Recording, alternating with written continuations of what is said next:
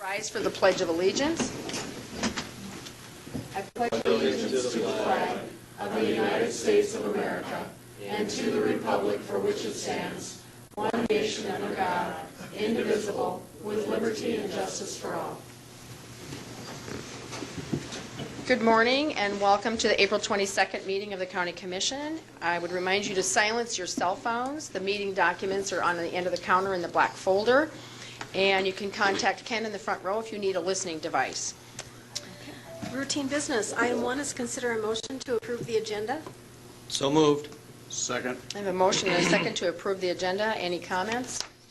All those in favor say aye. Aye. Those opposed, same sign. Motion passes unanimously. Item 2 is to approve the County Commission minutes of April 15th, 2014. So move. Second. I have a motion and a second to approve the minutes. Are there any additions or comments? Pay the bills. Oh, sorry. All those in favor of the minutes? Aye. Aye. Those opposed, Aye. same sign. Had the Motion bills up passes on my screen unanimously. there, sorry. Now we'll look at the bills. I'm not going to say anything. Item 3 are bills to be paid in the amount of $356,426.75. Move for approval. Second. I have a motion and a second to pay the bills. Any comments? All those in favor say aye. Aye. Those opposed, same sign. Motion passes unanimously. Item 4 are reports. The Register of Deed official report of fees collected during March 2014 was received and placed on file in the auditor's office. Item 5 is personnel actions. A is consider a motion to approve the routine personnel actions. I'll move routine action. Second. I have a motion and a second to approve routine actions. All those in, any comments for Carrie? Let me know if Carrie's here. Yep. All those in favor say aye. Aye. Those opposed, same sign. Motion passes unanimously. I'd like to take this opportunity to introduce our new JDC director. Jamie Gravitt is here today. Did you just want to come up and say good morning, Jamie? We just started yesterday. Good morning. Good morning. Thank you. And also to thank Lynn Krell. She has been the acting director since January, and we thank you for what you've done and just kept things moving smoothly. And now she'll be helping Jamie readjust to his new job. So thank you, and thanks for coming, Jamie. Thanks, Lynn. Item 6 are application for abatement that will be presented by Kyle Helseth and Pam Nelson.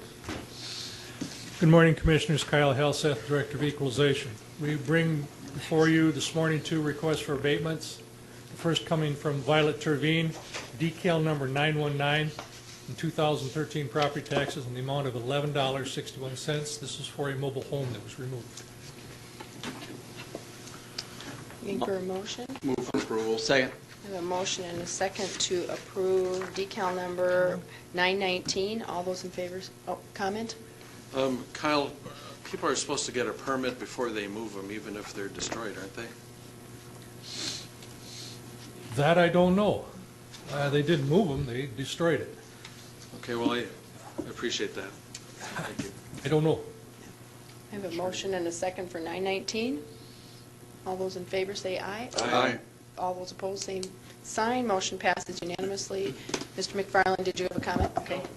Okay, the next one. Sorry. The second one is for John R. Schultz, record ID 54300, for 2013 property taxes in the amount of $1,030.18.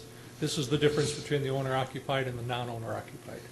Move approval. I Second. have a motion and a second for the owner-occupied RDID 54300. All those in favor say aye. Aye. Those opposed, same sign. Motion passes unanimously. Thank Thanks, you. Kyle.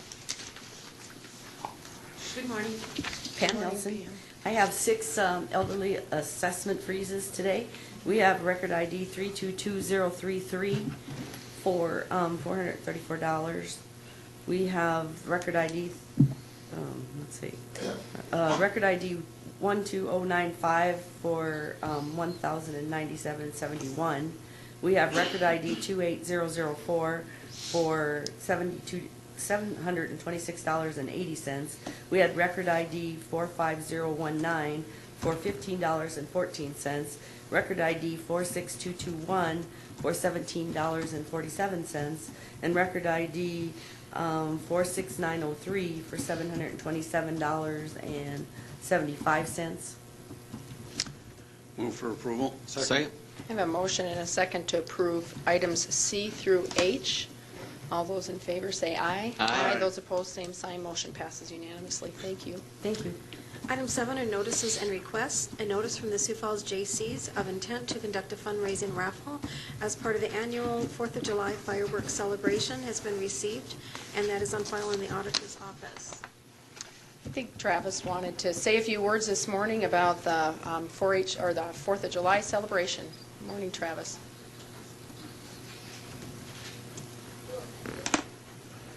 We'll have a good mic for him. Good morning. Good morning. I love you. My name is John.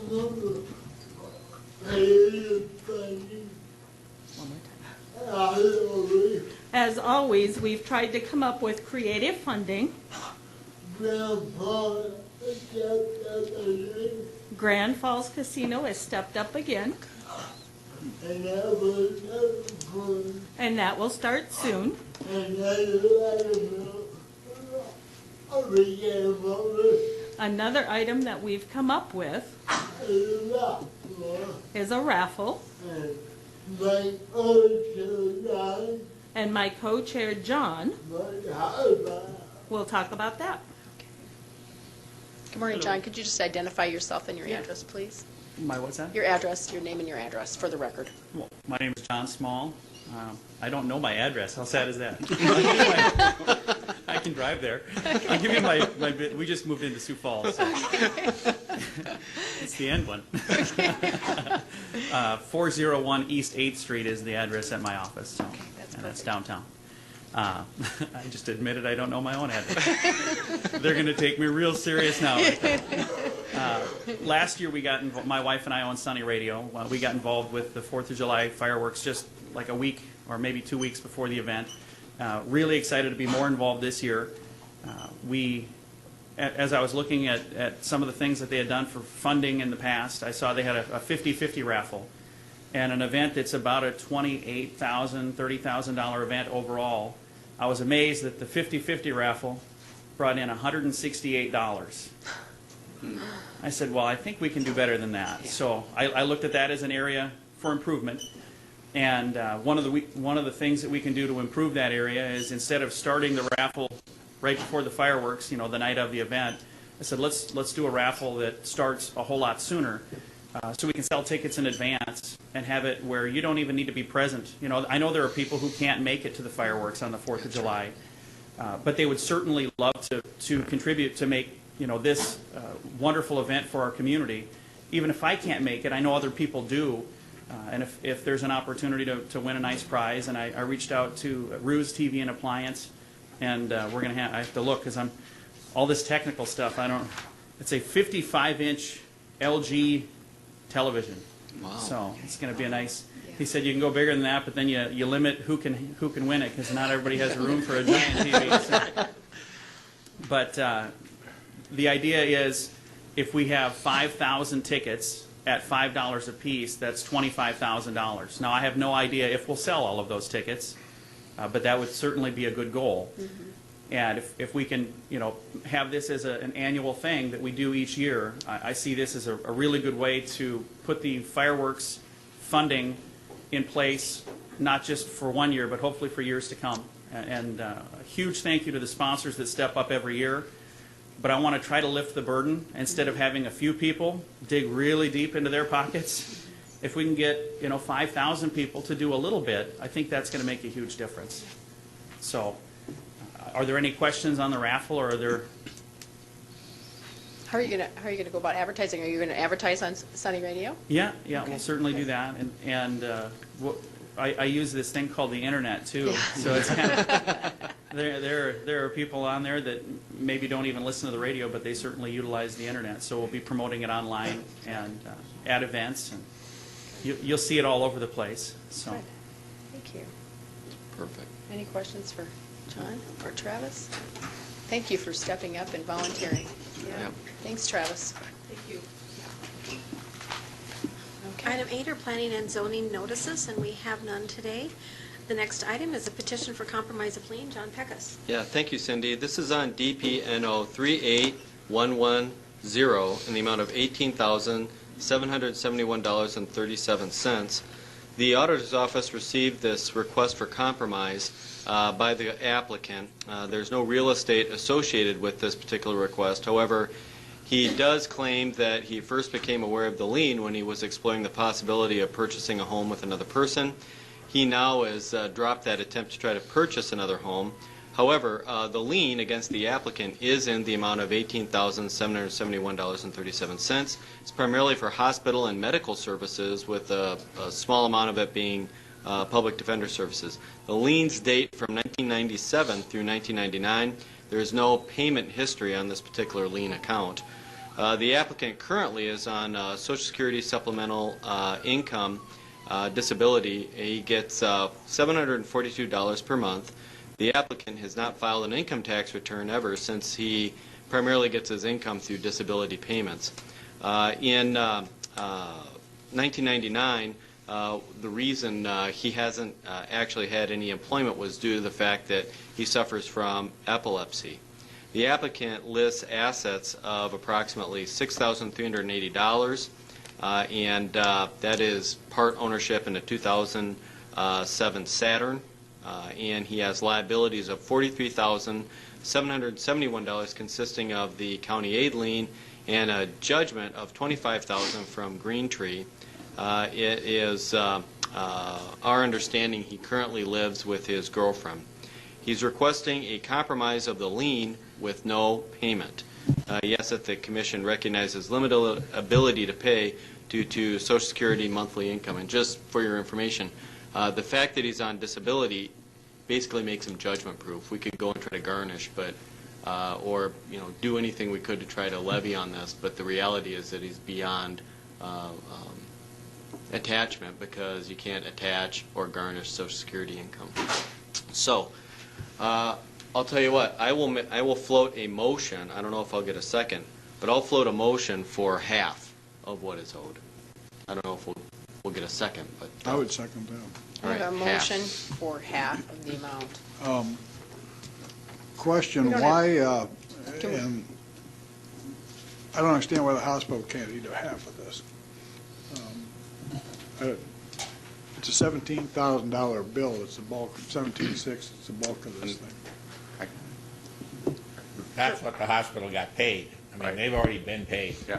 Back in 1999. This is our payment on this client's behalf to the hospital. Oh, these are So- our costs, okay. So they've already been paid. And to tell you a little bit about how this goes through the process, under our statutes, we are obligated for certain people who are indigent to pay those bills. Once those bills are paid, we place a lien on the person and property, if any, of that person. And so I would read this as, since there was that lien put on there, that we were obligated under the law to pay that bill to the hospital back in 1997. And so that's why the lien is on there. So there are definite criteria that we follow, whether we're liable for that or not under statute. Madam Chair? But Kristen, wouldn't it also be true that it was likely a greatly discounted bill that we paid at that time? I mean, $17,000 was probably not the full and true bill. It probably was an $80,000 bill or something like that, and we paid $17,000. Our poor relief chapter says the lesser of what's called a DRG rate, or the Medicare rate, is paid to the hospital. So it definitely isn't a full billing amount. There are some formulas that are used in the law to calculate that. Any other questions or comments? Well, Commissioner Barth? I'm not going to support the motion. The fact that the party currently cannot pay us doesn't mean he never will. And the fact that we can't collect from him doesn't mean he's going to be harmed in any way by keeping this lien against him. So the status quo is not injuring him unless he wants to buy some property or inherits a whole bunch or something. And so I don't see any reason to change it from where it is currently. Well, Commissioner Kelly? don't we have a policy of writing off? Ken, maybe you could brief us on what we do with these liens after 20 years?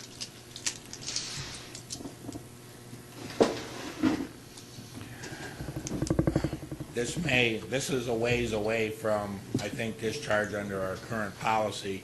I mean, we have I think it's a 30-year window, and that's kind of also consistent with some intent of state law when they've made an adjustment on 30 years. So we've got a little bit ways to go on that to meet that criteria. I was thinking it was 20. Yeah, and then it's already below the dollar value threshold that we've established as well, so. Commissioner Benega. I'm still a little confused about the fact that he tried to buy a house with his girlfriend and obviously didn't make that happen, but he's attempting to purchase a home but still not able to pay us anything. Is that what I'm assuming? Yes. That's his argument, yes. So I thought, we don't have a second on the motion on the table Oh, for I half thought- payments. I I thought think Commissioner Dick did. Okay, Yeah. I wasn't sure about that either. My comment is basically the same as Commissioner Barth's, is that there's no real estate attached to this at this point. And the other thing is that there has been no attempt whatsoever in the last almost 15, 16 years to make any payments, not even $5 a month or $5 a year, where we have people who come in here who have diligently tried to pay their bills, even if it is just a few dollars. And I think we've always recognized in the past the importance of your due diligence to at least try to pay your liens. So I won't be supporting it. Are there any other comments? I think we better do a roll call vote. This is for a motion for payment for half, which would be $9,385.69. Commissioner Kelly? Yes. Pecos? Yes. Benega? No. Barth? No. Heiberger? No. Motion fails 3-2, and so we'll stay the way it is. The next is on a recommendation from Hauge and Associates for a compromise of lien. This is actually deferred from last week, which was a 2-2 vote. This is on DPNO number 15274 in the amount of $1,304.68. Last week, we received a request to go ahead and compromise a lien in the amount of $500, which would have been 38% within the next 15 days. The recommendation comes from Hauge and Associates, which is our collection agency that handles our liens. The applicant has a strong payment history.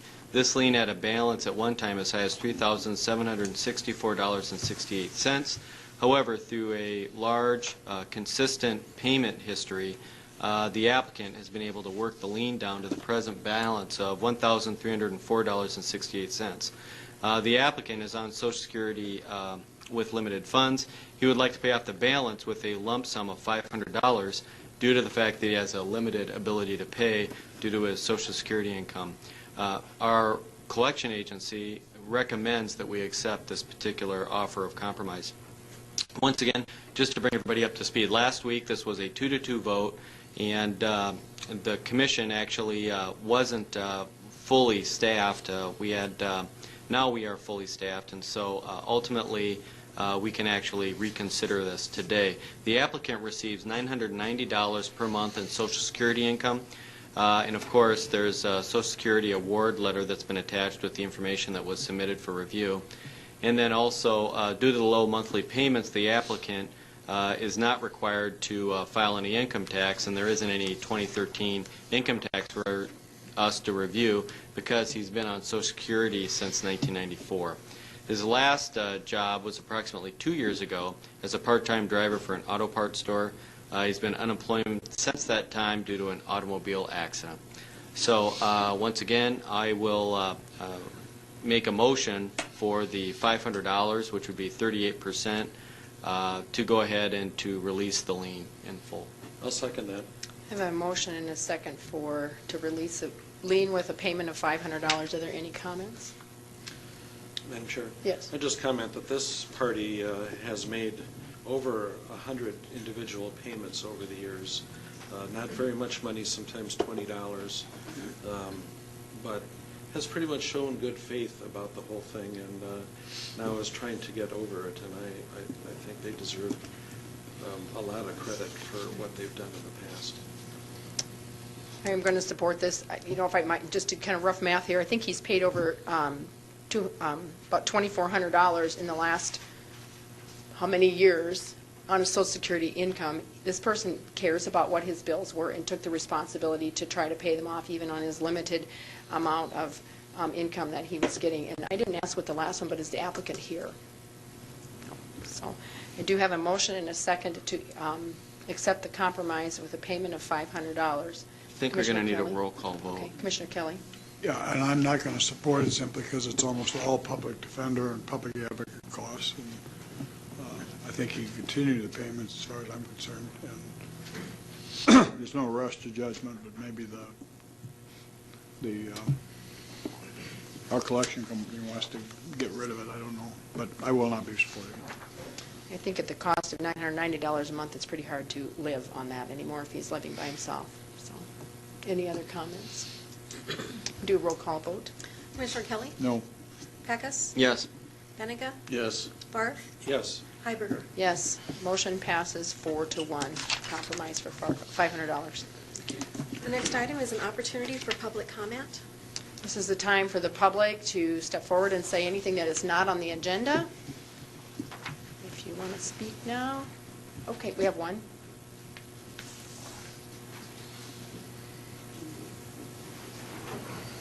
Good morning, Mr. Boothie. Morning, Commissioners. DJ Boothie, Highway Superintendent. Briefly here, last week, Minnehaha County Highway Department was awarded 3 awards by the South Dakota Engineering Society, and just wanted to let you know of the awards. It was for the innovative and expedited analysis, design, and construction of the Baltic Bridge. We won the SDES is what the organization's name is, the SDES 2013 Outstanding Engineering Achievement Award. That was for the entire state. The 2013 Outstanding Achievement Award for the Eastern Chapter of the organization, and also what we call what they call the 2013 People's Choice Award. During Engineers Week, which is in February, several projects are posted at the Washington Pavilion, and people will get to view the different project displays and then vote on what they think is the most innovative engineering project. And the Baltic Bridge was the one that won that. So, congratulations. Congratulations, Thank you for DJ. sharing. That's fantastic. Tell your staff, great job. Yeah. all right, thank you. That's fantastic. Thank you, Thank DJ. you very much. Is there anyone else that wants to comment in public comment? Madam Chair, I just would want to say about the Baltic Bridge project really was amazing. And Yeah. the relief for that community getting it open was palatable for those of us that were present. And our highway department clearly is the best in the state. All right. Thank you. I guess we'll move on. Regular business. There's a public hearing at 9 a.m. to consider an application for a special on-sale wine retailers and special off-sale package wine dealers license for the Siouxland Renaissance Association for the Renaissance Festival to be held June 7th and 8th, 2014, at the W.H. Lyon Fairgrounds. And Lady Catherine is here from the Renaissance Association to answer any questions. Good morning. Good morrow, fair sirs and ladies. You want to identify yourself and give your address, please? She probably already knows it. I am Lady Catherine Davarnay, Countess of Bridgewater of the Siouxland Renaissance Association here in Sioux Falls. And in normal life, I'm Valerie G. Yakey Leitz, and I'm at 4108 East Shellen here in Sioux Falls. And what I'm here to do is to ask a boon of thee to allow us to serve wine and mead at our fest. Since your fairground already serves beer and ale, we would just like to supplement that for those of us who are not into beer and ale, but would like our wine and mead. And our wine is given to us by a wonderful vineyard over in Garrettson by the name of Tucker's Walk. So even that comes from good Minnehaha County. Any questions? This is a public hearing. Is there anyone that wants to speak opposed to this liquor license? Seeing none, I would look for a motion.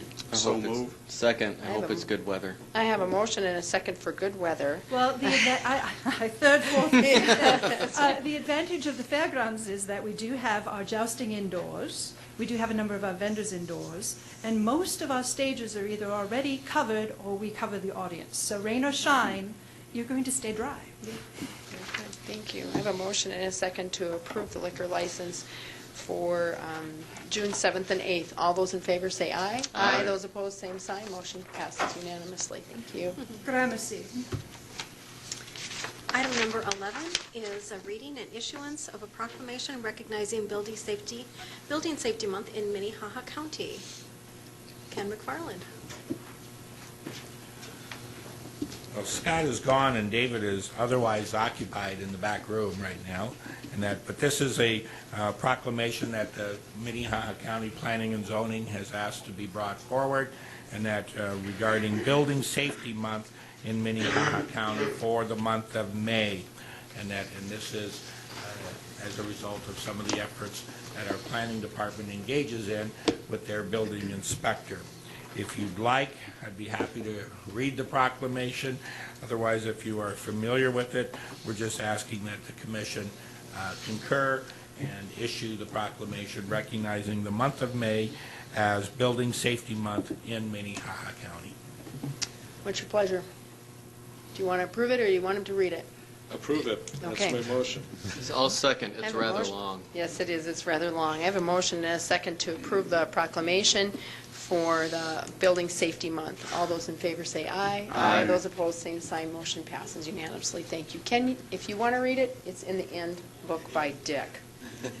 Okay. Item 12 is consider a resolution for placement of County Highway 148 Railroad Crossing Project on the South Dakota Department of Transportation Railroad Crossing Improvement Program. DJ Boothie. Commissioner, or good morning again, Commissioners. DJ Boothie, Highway Superintendent. A little bit of a background for this request.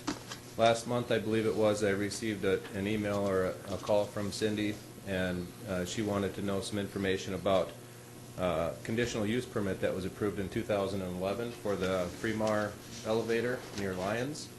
And there were some items that were part of that approval that appeared to not to have been completed at this time. In particular, the railroad crossing on County Highway 118, which is the east-west road just north of Lyons.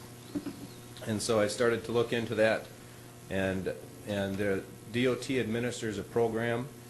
The program is called the Railroad Crossing Improvement Program, and it's a federally funded program where the applicant, which is typically a municipality or a government agency, pays 10% of a project cost to perform improvements on railroad crossings. And those improvements can range anywhere from actually closing the railroad crossing to constructing an overpass in some highly populated areas.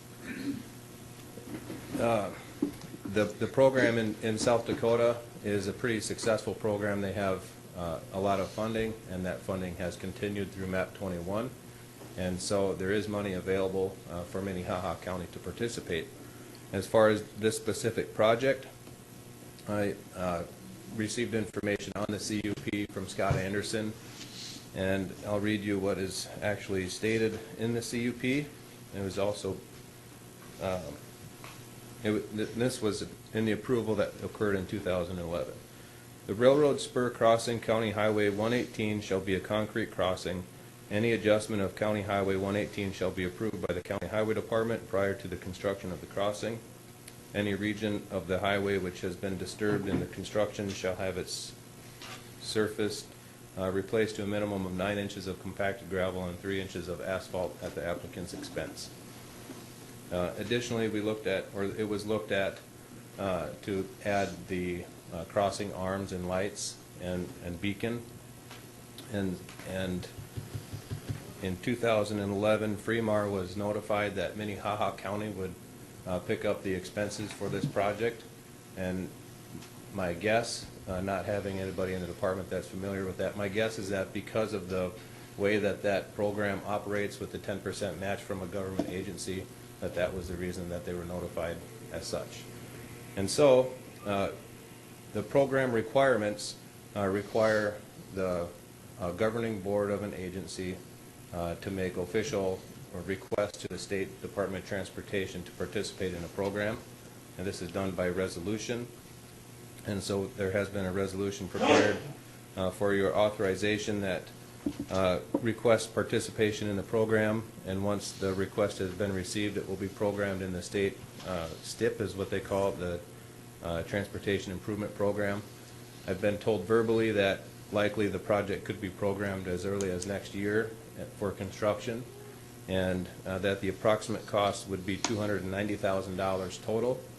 And I was told that that project cost is probably estimated on the high side, and so 10% of that cost would be roughly $29,000 that Minnehaha County would be responsible for.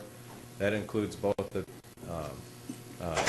the pedestals that have the crossing arm that comes down, the beacons, and also a concrete panels to replace the current wood panels that are on the rail that crosses the pavement. And so project is estimated to cost $29,000 for the county. It will likely be less than that, but we won't know until the project is completed. So at this time, do you guys have any questions that I can answer about the program or the request? I just have a couple comments too to fill in. When we did this project last year, or a few years ago, it was with our past highway superintendent, and I think things kind of got lost in the shuffle. The people in that area had been told, because it used to be a gravel road that we really didn't use at all because there was a curve. We took the curve out.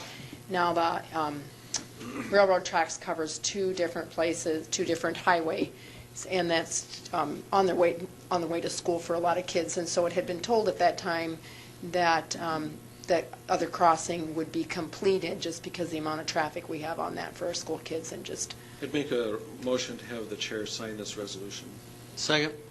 I have a motion and a second to sign the resolution. Are there any other comments? Well, I got a Mr. question, Kelly. and DJ, on the, I guess I can't really tell from the video, from the aerial here. There's another crossing, isn't there? There is a crossing on 118 and then our county highway 143, which is the north-south road, which runs through Lyons. Is that, have we got the same problem at that crossing, or is this is the east-west the most important? There's two different improvements that can be made at a railroad intersection in these rural cases. One is the pedestal that has the arm that comes down when a train comes, and then the other improvement is the concrete pavement that is installed in between the railroad tracks. And so the north-south road, that County Highway 143, the pedestals with the arms have been installed. However, the concrete pavement panels have not been installed. And that so there are arms on the north-south? Mm-hmm. Yes. Oh, it's Yes. just the east-west that we did not, okay. Right, and so this request is asking for both the pedestals and the concrete panels for the east-west road. And then I also plan on making a comment after this that we would also like to pursue installing the concrete panels as a separate request in future weeks on the north-south road. Thank you. Okay, we have a motion and a second to approve the chairman to sign the resolution for improving the railroad tracks intersection. Any other comments or questions?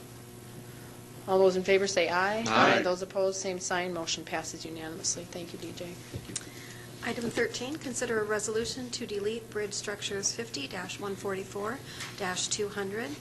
0.05 miles south and 0.6 miles west of Ellis, and 50-312-010, 9.7 miles east and 0.5 miles north of Del Rapids from the National Bridge Inventory System. DJ Boothby.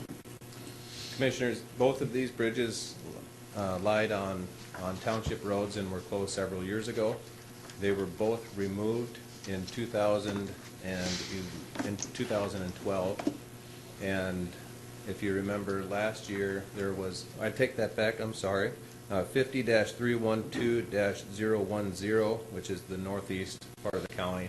That structure was removed in 2012.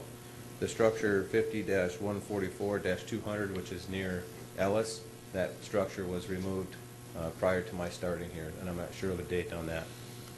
If you remember, about a year ago, maybe a year and a half ago, in the Argus Leader, there was an article about a pickup truck that was stolen, and the gentleman or the person that stole it managed to ramp off of an abutment and somehow land his pickup on a bridge bent, and in between the bent and the abutment, the picture I think was on the front page of the Argus Leader. That was this structure here near Ellis. I don't know that that person was ever caught, but the structure has been removed, and so this request is to remove both structures off the NBIS system because we do not have any intentions on replacing those structures. Are there any other questions for DJ? Look for a motion. I'll make that motion. We have a Second. motion and a second to delete some bridges off of our inventory. All those in favor say aye. Aye. Those opposed, same sign. Motion passes unanimously. Item 14 is to authorize the chairman to sign an agreement with Infrastructure Design Group in the amount of $48,145 for construction administration for project MC 253-460BR-14, the replacement of two bridge structures, 50-060-089 and 50-063-090. DJ Boothby. 2 weeks ago, we had an authorization for a bid award for prom construction on these structures. These are the two on the gravel road in Grand Meadow Township, northwest of Hartford. And so we have successfully negotiated a contract price and contract with IDG for the construction administration. And so we just ask for your approval for the construction admin contract. Any questions for DJ? Look for a motion. So moved. Second. I have a motion and a second to approve the construction administration for projects MC 253-460BR-14. All those in favor? Is this my Commissioner Kelly. favorite bridge? Yes. This is your favorite bid, Commissioner Kelly. All those in favor say aye. Aye. Those opposed? Nay. Motion passes 4-1. Thank you, Commissioner. Item 15 is to authorize the Sheriff's Department to submit a grant application to the 2014 State Criminal Alien Assistance Program, SCAAP. Kristen Trana. Good morning, Kristen Trana with the Sheriff's Office. This has become a very routine annual request that I have of you. I request that we would be able to submit an application for the SCAP, is what we call it, the SCAP program. Briefly, the SCAP program provides funds to states and localities because of incurred costs for detaining individuals whom the Department of Justice and the Department of Homeland Security believe to be criminal aliens based on investigative and other information. So it's to assist us financially with those that are believed to be here under illegal circumstances. The funding has been going down, but it's still a very good program to be a part of. So last year we received $34,073. The federal funding has been going down, but we would like to be able to apply for it again this year. Any questions for Kristen?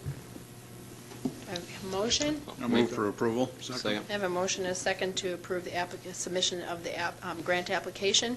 All those in favor say aye. Aye. Those opposed, same sign. Motion passes unanimously. Item 16 is to authorize the Sheriff's Department to submit an application to the 2014 Bulletproof Vest Partnership Grant Program. Kristen Trana. Good morning. I would also like to request authorization to apply for the BVP grant. This grant is also very much decreasing, but I would like to go ahead and submit an application again this year. Last year we did not receive any funding. They have been allocating that funding to smaller counties, smaller jurisdictions, in order to be able to provide them with vests. But I would still like to submit an application to see if we could get any funding this year. Okay. Any questions? Look for a motion. So moved. Second. I have a motion and a second to approve the application for the Bulletproof Vest program. All those in favor say aye. Aye. Those opposed, same sign. Motion passes unanimously. One more, Kristen. Item 17, authorize the Sheriff's Department to submit an application to the 2014 Highway Safety Grant Program. Kristen Trana. I come to you requesting authorization for the federal fiscal year 2015 Highway Safety Program grant. This is a grant that we have been able to use in the past to fund some of the overtime associated with special events during the summertime, as well as holiday saturations and holiday checkpoints in order to maintain more highway safety. Additionally, this is a great equipment grant for us that we're able to get radar systems on an 80-20 match, which means that we only have to pay for 20% of those as long as it's awarded through the grant. And we would hope to purchase 5 systems for our vehicles.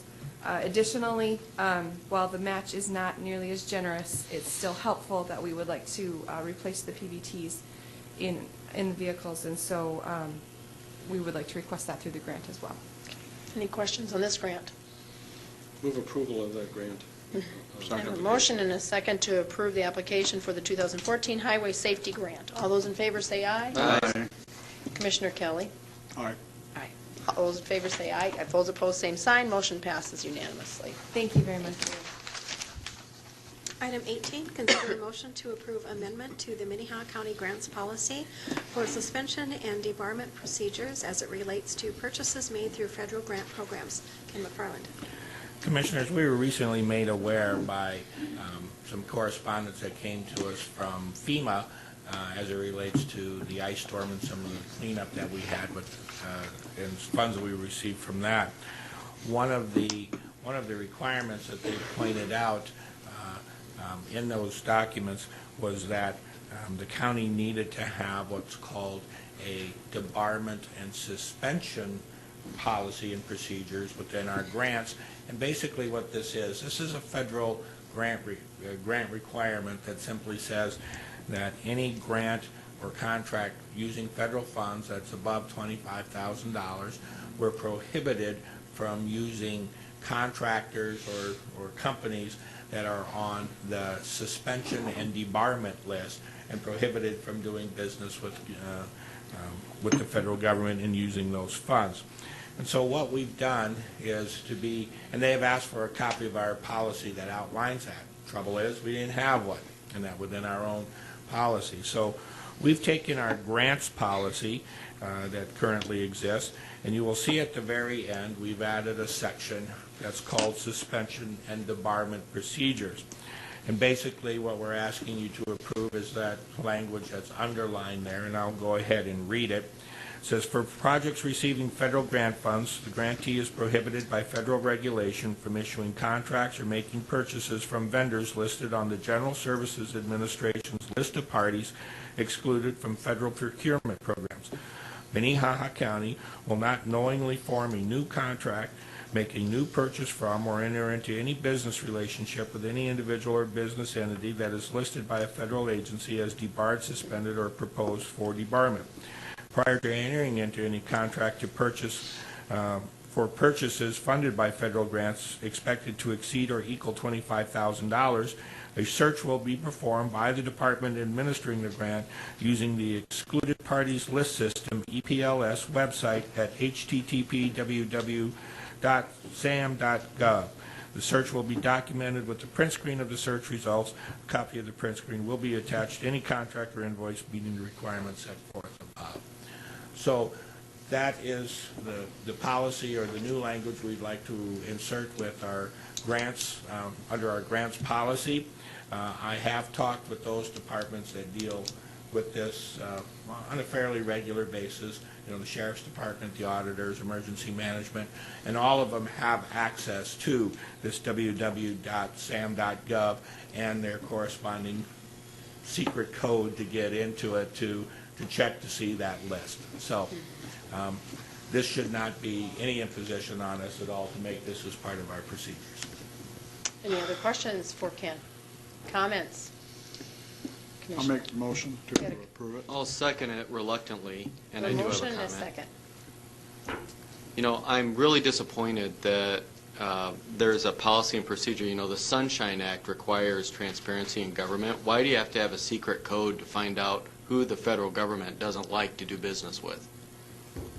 I'm just simply saying, you know, yes, Oh, our people have a I code understand, in order to do that. but you know, it's really disconcerting, and it's hard for South Dakota and other small states. We have a limited number of vendors. What happens if somebody's on that particular list and we don't have the secret code to find out? And what happens? What bureaucrat put them on that code? I don't know, but you know what? I didn't elect any of those bureaucrats in Washington, D.C., and I certainly don't necessarily have the requisite trust level to find out if they gave due diligence or the right amount of consideration for the South Dakotans that may or may not be on that list. Because Lord knows, we never have any screw-ups in government. And perhaps, quote, secret code is a little bit flippant on my part, and I shouldn't have used that language. It's simply, but yes, in order to access a number of these websites and to get information, and that there's a password and a code in order to look at those information. And our departments that deal regularly with that do have access to that. And the reason I referenced that, Commissioner, is simply we had another commissioner who had asked, what is the procedures? I tried to do it. I couldn't get in because it was asking for, the password and code. And our departments that deal with that do have that information and have access. I have another comment. We act under FEMA regulations. We act as the pass-through authority related to emergency grants for the City of Sioux Falls and other municipalities. What liability do we have regarding the fact that we're a pass-through, for example, the City of Sioux Falls with the cleanup related to last year's ice storm? We were the conduit for that, and we're subject to legislative audit for that review for any of the funds that comes through related to FEMA regs. And I guess the question is, how much liability do we have related to what the city may or may not engage in, because we do have a requirement for that. We didn't act as any pass-through for the city funds for FEMA.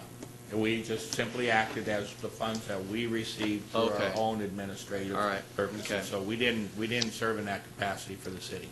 But we did have to authorize their emergency command center to get We opened did. up. I mean, when you declare an emergency for the area, that power rests solely with the county commission in order to do that, in order to start accessing that network.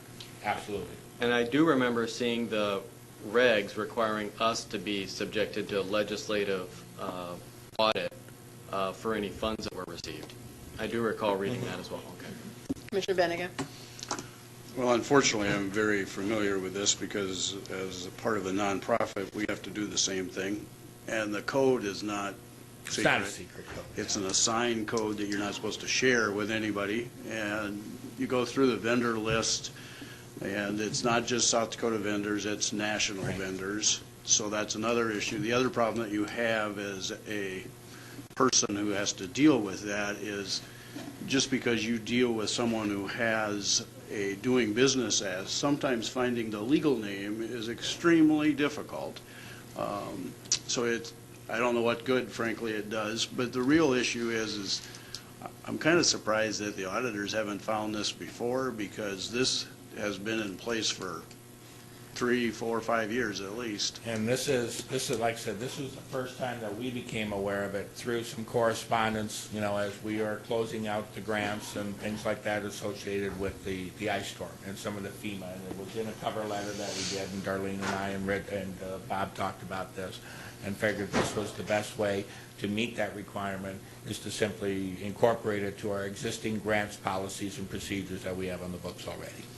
The biggest issue with this isn't so much the fact that you're doing the research. The big problem is you'll get a management letter from the auditing firm that says that you are not in compliance in your due diligence process. So even if nobody understands it, it's somewhat of a negative response to the way you do business. So you grin and bear it and move forward. Okay. Commissioner Barth. Well, all those federal monies come with all kinds of paperwork and red tape, and sometimes it doesn't make any sense on the ground here. I know that if the wrong person orders sandbags during a flood, it won't be reimbursed. The right person has to ask for it. I know that if you don't complete repairs on some infrastructure damage within 6 months, you're repaid at a lower rate, even though here we are where it's frozen solid for months and months. And I was a little disappointed when I read the title of this for a second time and saw it said debarment and not disbarment. Yeah. Commissioner Kelly. Just remember now, this probably keeps several hundred federal employees. We're helping the economy. And it may keep some crooks from getting paid for jobs across the country, too. The only thing I didn't like about it is that you couldn't see who was on there. So unless you have the code that our auditor's office, you don't even know if you're on the list. So I was looking for my name. I'll give you my code, you can look at it. Any other comments or questions? Exactly. Yeah. Okay, we have a motion and a second on the table to approve the amendment to the Minnehaha County Grants Policy. All those in favor say aye. Aye. Those opposed, same sign. Motion passes unanimously. Item 19 is consider a resolution to declare certain abandoned railroad tax deed property as surplus property and authorize issuance of a quitclaim deed. Ken McFarland. Commissioners, the county is the owner of record by virtue of an old tax deed of a piece of abandoned railroad property that's located in Ellis, and it abuts a couple different property owners that have actually been making use of the property for several years. And that we've conducted, staff, when we were approached by this, we've conducted an extensive research on this, probably a month and a half's worth of work, and that taking a look at this issue. And based upon the recommendation of staff and the state's attorney's office, we are going to recommend that this piece of property be declared as surplus, and that it be attached to the adjacent property owners, as we've indicated in the resolution, that half of it would go to, excuse me, to D&W Industries, and the second part of that property, the south half of it, would go to CHS, which is an elevator company there, and upon payment of $6,540.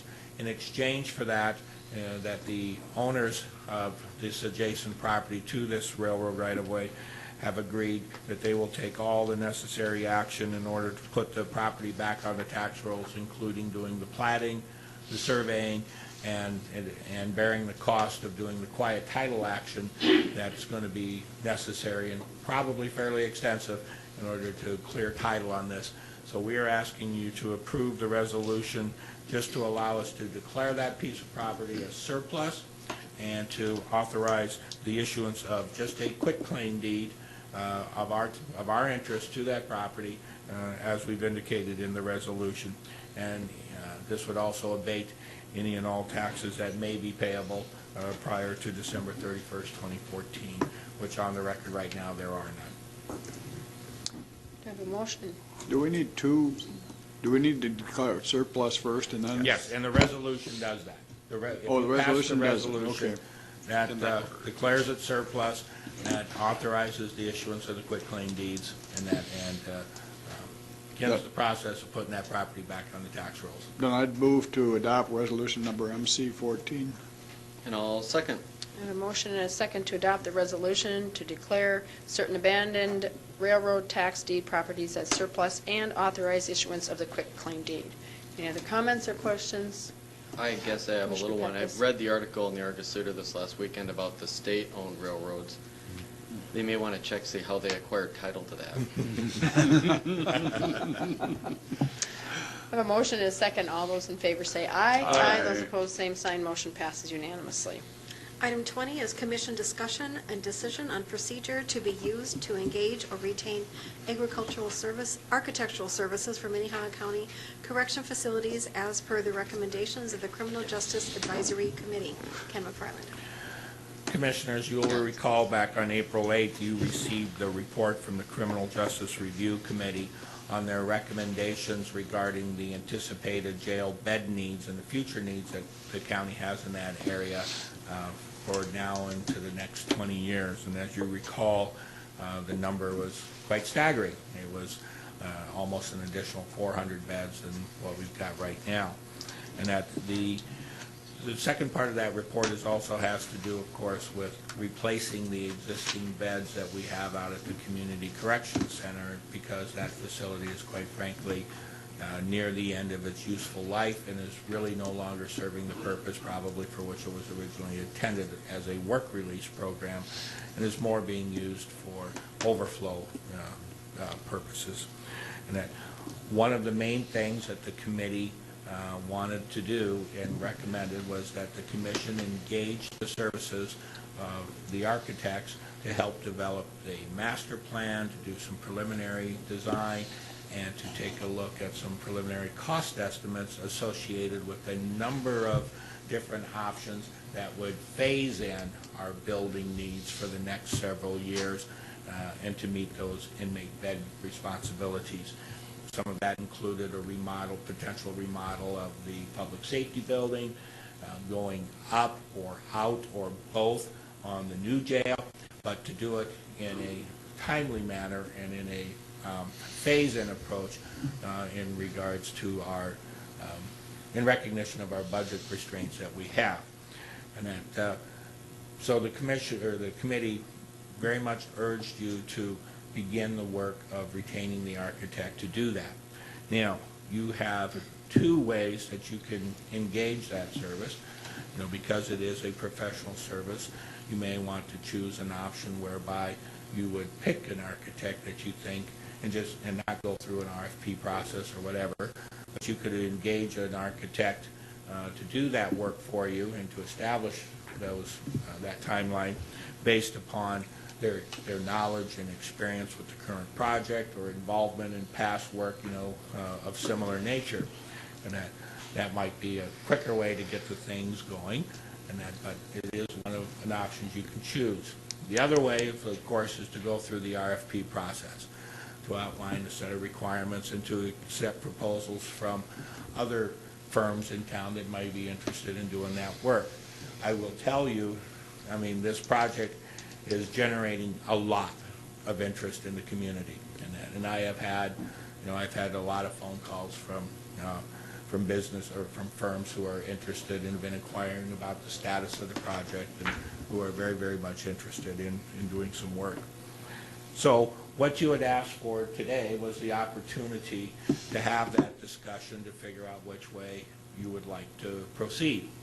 And that I will share with you some additional information is that you will recall in 2013 you had allocated $100,000 to do work associated with and to pay for work associated with this jail project.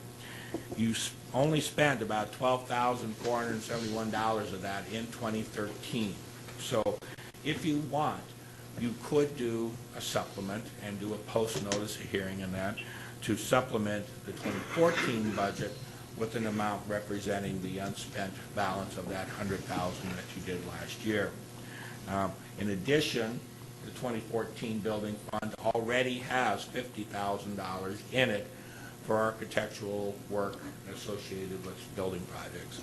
So there is some funds available in order to do this work. So the main discussion for you today is which process do you want to utilize? I can tell you we're prepared to move quickly as staff on either option. And that, as you know, we're going to be out for a little while, but I can promise you that if you choose to go an RFP process, that'll be on your agenda next week. And that, in fact, I've already completed some groundwork on that, just getting ready to go. If you choose to hire someone directly, we can move on that rather quickly. So don't let time be a consideration of what you want to do, because staff can move quickly on either option. Comments or questions for Ken, Commissioner Ken, how long does would typically the RFP process take between now and selection? Sure. I will just tell you what I've kind of looked at and contemplated. If we had an RFP ready to go for next week, I think we could open, and correct me if I'm wrong, Cindy, but I think we could open on May 22nd, and that would be a Thursday. We could conduct interviews, you know, where the committee could conduct interviews of the firms, and then we could be in a position based on those interviews and bringing it back to the commission to recommend an award probably by June 17th. Any other questions, Commissioner Benega? Well, I guess, frankly, this project's going to take at least 3 years to get it completed, and that's just a guess.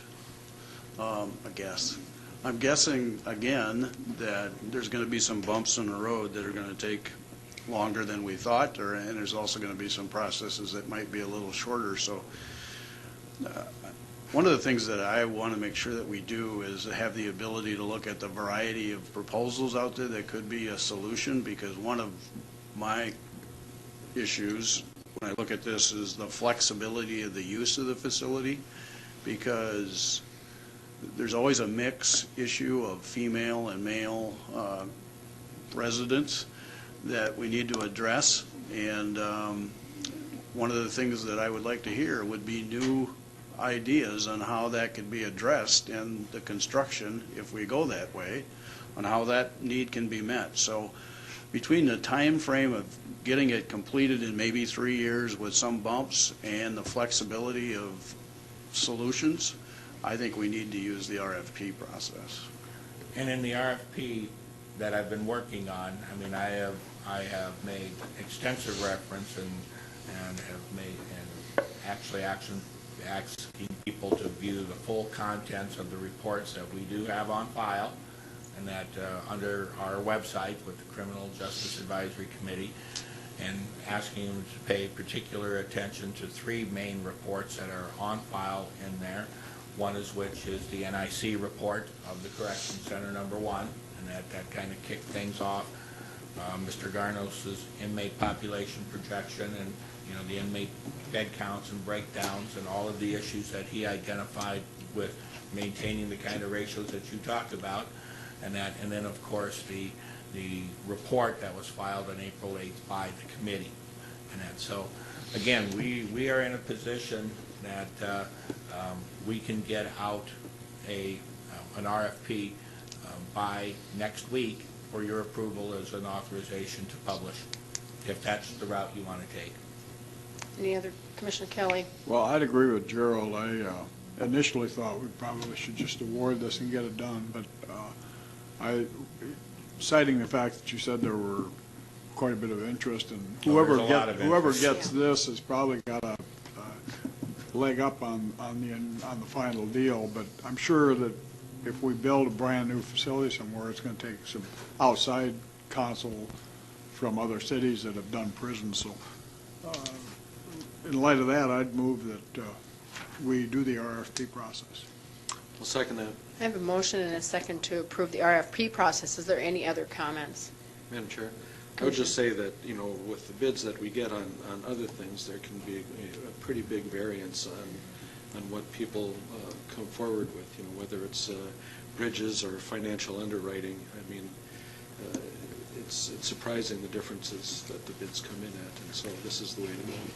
Well, we can get a draft out yet this afternoon for review by both the Sheriff's Department, the Commission, and the Advisory Committee members, and have them review it. We will incorporate any other suggested changes, but we can be ready for next week.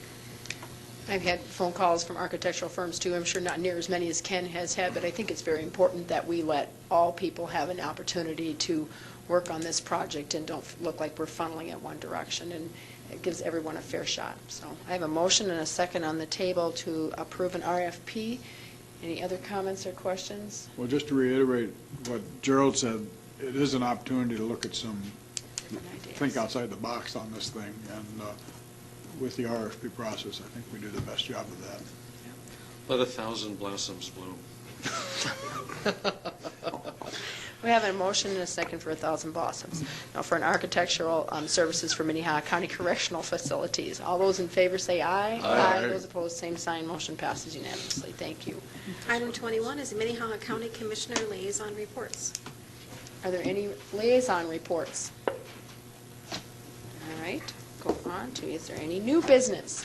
Madam Chair? Commissioner Bartz. I'm glad to see our auditor is here, because last night, Bob, I got a call from a citizen whose grandmother had gotten the wrong ballot in the Republican primary. And he was in a quandary what to do about it. His grandmother is 90 years old and had partially marked this ballot that was, didn't notice it. I mean, you get past familiar names, Stace Nelson, Governor Rounds, whatever, and then you get down to the lower stuff, and that's where suddenly it looks different than you expect. So what's going on? It's Bob Litz from the auditor's office. It's very regrettable that I have to be here today, and I am deeply sorry for the mistake. And the mistake that I'm going to tell you, I solely am responsible for that, and I claim responsibility and will take whatever it does to get this fixed. Last Tuesday, after the city election got put away, we I had 21 different ballot styles that I approved getting printed. And what happened was, and, you know, Kirsten, I have some samples of the ballot. I don't know about showing them on the screen. Can I bring them up there and pass them around, or is that public business due to the sample? Are they ballot? marked as samples? Yeah, no, it's not a sample. These are copies of the original, the ballots itself. I mean, it's displaying a marked ballot, I believe. No, That's the okay, problem. all right. What I would You're like the to- election officer too, so I believe you can handle it. I think that, I felt that I could. So, Okay. what I would like to show you first is, oh, not that one. This is the Republican ballot that goes out to all Republicans if they do not have any committee races or legislative district races. And as you can see, down at the bottom here, can we magnify that? Where? No, this District 14 down here. Good. As you can see, the District 14 representative showed up on the Republican ballot. The correct form of the ballot is without District 14 in it. And the District 14 ballot is exactly like the Republican general ballot. As you can see, the District 14 representatives are on there. They are not supposed to be on the Republican ballot. You can see Republican District 14 on the block there. This is the Republican ballot. The Republican ballot is the one the mistake was made on. It contains District 14 people. Did all of them? No. I ordered 1,000 of that style of absentee ballots. We ordered our absentees first. We got them in. We started absentee balloting on Friday last week, and we noticed it late Friday afternoon.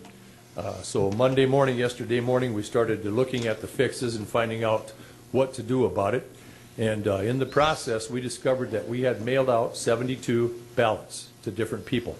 And we had 2 people that are walk-ins that had gotten these ballots too. One of the persons that walked in noticed it, the other person didn't. We contacted them. What will happen with those ballots is they are voted, and they're sealed, they're in the ballot box. They're also noted and marked, and we will have the resolution board recreate those ballots to the right ballot style. The ones that we sent out, a lot of those were sent out to nursing homes. We've contacted the activities directors and been able to interdict quite a few of them. Not all of them. That process was going on as we speak, and I'm not exactly certain where we're at with that. I have 1,000 ballots. The absentee ballots are sitting out at the printer right now. I'd like to be having those doing the fix. However, I felt it more important to come up here and explain myself to you folks. Along with what we're going to do with the absentee ballots that we don't get back, that we can't replace, is we are sending a new ballot and a copy of a letter.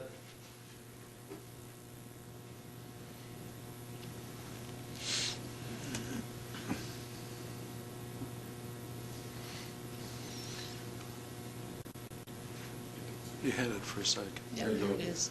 Ken? There's the letter that we sent. It says that we sent you an absentee ballot by error, and that we're printing new ones, and we're going to send it out. Please fill out and return the old one, and send us the old one back in a separate envelope, whether voted or not. Know that your old ballot will not be counted, and any questions, please call us at. Then my number and signature is down below there. Like I say, it's a mistake. It is solely my mistake. Nobody else is in this office. It's exceptionally regrettable. In view of what happened a couple of weeks ago, I claim responsibility, and I'm here to answer any other questions that we can. Are there any questions for Bob? Commissioner Barth? So, Bob, is it just District 14 people or people that were formerly in District 14? Because I believe the person that I heard of was in District 25. And is there no legislative primary in District 25? That is correct. He would have gotten the plain Republican ballot without the District 14 material on there. That's what he should have had, because there's no other races out there other than the standard Republican ballot. And so is it one neighborhood? Pardon me for carrying on, Madam Chair. Is it just one neighborhood that got, when the redistricting got switched around wrong, or is it? Actually, what happened was the District 14 legislative candidate showed up on the Republican ballot, but they should only be on the District 14 ballot. Right, so the people, though, that are getting them incorrectly were districted out of 14 and are... That's correct, yes. It would So- be the standard Republican ballot that could go to anybody that doesn't have any kind of a Republican race other than the governor, the senator, and the nonpartisan judge's race. So it could be anybody, or is it just these former District 14 people?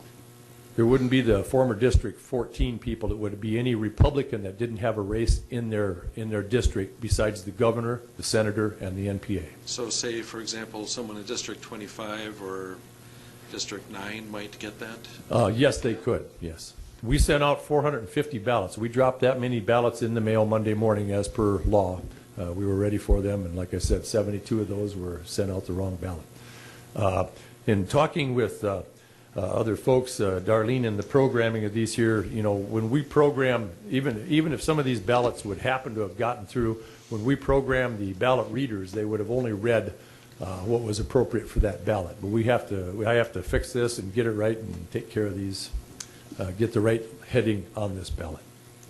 Commissioner Barth? So what would be the process for someone that received this? This person that I talked to, his grandmother had partially marked this ballot.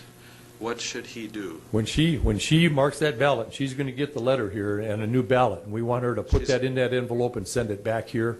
And that will be marked as a spoiled ballot, and then she can fill the new ballot out correctly and mail it back So to she us. sends the old one back to you? Absolutely. The one that's wrong, she sends back to you? Yes. Then she fills out the new one and sends that And sends back it to you. back. And the old one, like I said, will be treated as a spoiled ballot. We have a way of marking those, the new ones from the old ones. We have track of this downstairs. Any other comments, Commissioner Kelly? Bob, have you instituted any fail-safes to prevent this in the future? It's the second time now it's happened. Commissioner Kelly, the first time I had a partial excuse in that we had some bad information that came up. This time here it is simply me, and I think that the solution would be to have more eyes and spend more time on these ballots. So have you done anything yet, or are you just contemplating? Well, the rest of them are correct, so, we'll institute those changes when we get to the general election, and we certainly looked at the repaired ballot. Everybody, I had a couple other office people look at the repaired ballot once I got that back. Any other questions, Commissioner? I'm sorry to pick at the scab here, Bob, but, back in the situation with Rebecca Dunn, there was talk about an investigation of her criminal activity on bringing in this wrong ballot. Where are we at with that investigation? Absolutely nothing is going to happen with that there. We decided that her actions, she was understandably emotional in that day, and that her actions, although it just didn't rise to any criminal occasion. It's a small violation of South Dakota Administrative Code, and I just didn't see any sense in pursuing that. I certainly didn't want to. I thought the matter was closed after she made her statements that day. Well, the newspaper said that, though, but thank you. Any other comments? Any other new business? Is there any old business? With that, we could adjourn into executive session for personnel, contract negotiations, and legal briefing. So moved. A motion and a second. All those in favor say aye. Aye. Those opposed, same sign. Motion passes unanimously. Meeting adjourned.